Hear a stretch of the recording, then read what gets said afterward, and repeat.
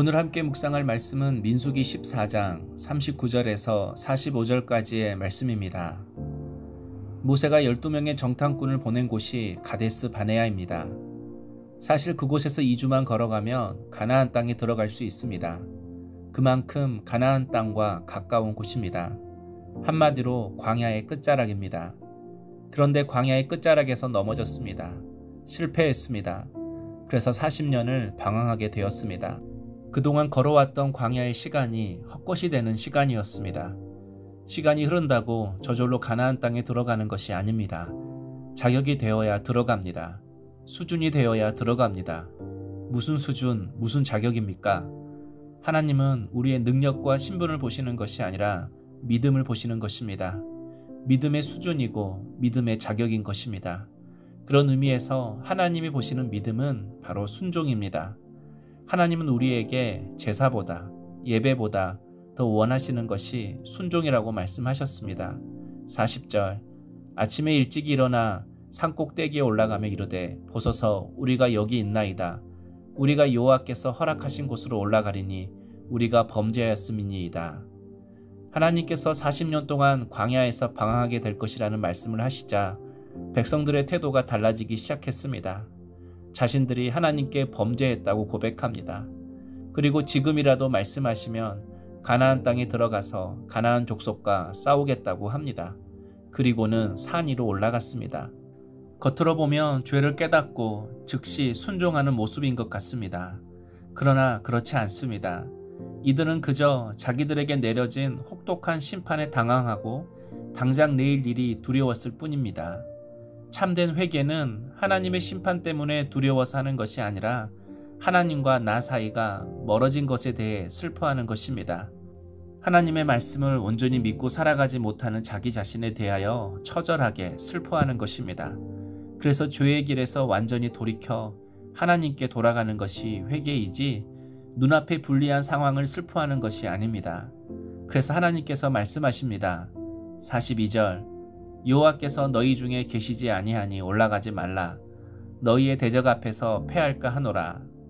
하나님께서 올라가지 말라고 하셨습니다. 가나안 족속과 싸우지 말라고 하셨습니다.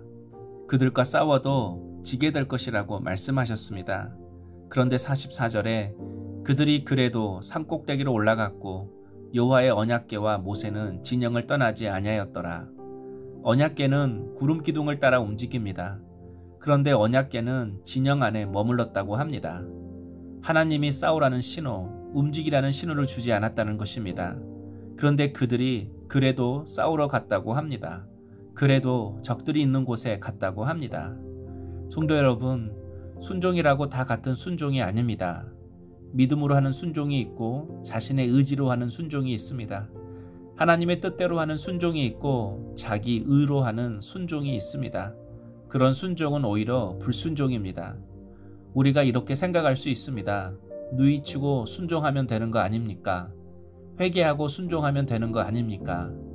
그러나 순종은 고난의 과정까지도 기꺼이 받아들이는 것이 순종입니다. 그리고 무엇보다 순종은 하나님 때에 하는 것이 순종인 것입니다. 그래서 신앙은 타이밍입니다. 하나님이 가라고 할 때 가고 멈추라고 할 때 멈추는 것이 순종이고 믿음입니다. 그런데 하나님이 가라고 할 때는 못 간다고 하고 멈추라고 할 때는 가려고 하는 사람들이 있습니다. 바로 이것이 하나님보다 앞서는 죄입니다. 하나님을 향한 열정이 아니라 언제나 자기 뜻, 자기 기분대로 하려고 하는 불순종인 것입니다. 그러므로 우리도 상황 따라 움직이는 것이 아니라 말씀 따라 움직여야 합니다. 우리도 하나님이 함께 하시는지 돌아보지 않고 자신의 생각만 주장하며 믿음이라고 착각하고 있지는 않은지 점검해 보아야 합니다. 이것은 믿음이 아니라 맹신입니다. 그리고 맹신의 결과는 결국 패배의 쓴잔인 것입니다. 그래서 45절 아말렉인과 산간지대에 거주하는 가나안인이 내려와 그들을 무찌르고 호르마까지 이르렀더라.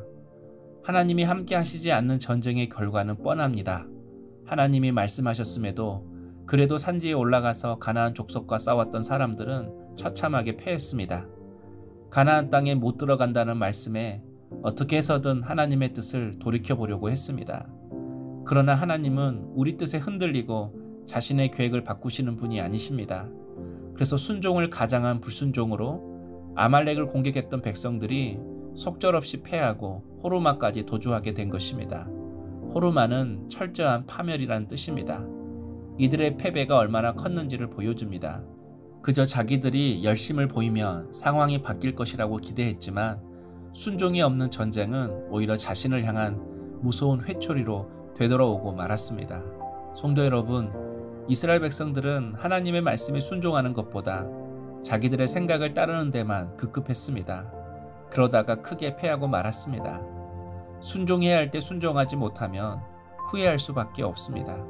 순종에도 때가 있음을 기억하고 주어진 기회를 잘 붙잡는 우리 성도님 될 수 있기를 주의 이름으로 축복합니다.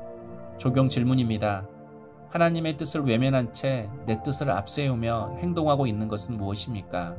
기도하겠습니다.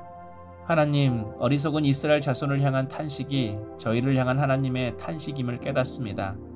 제 감정과 고집을 십자가 앞에 철저히 내려놓고 하나님이 원하시는 것에만 집중하게 하옵소서. 하나님의 뜻에 마음과 행동을 집중해서 승리의 기쁨을 누리는 오늘을 보내게 하옵소서. 예수님의 이름으로 기도하옵나이다. 아멘.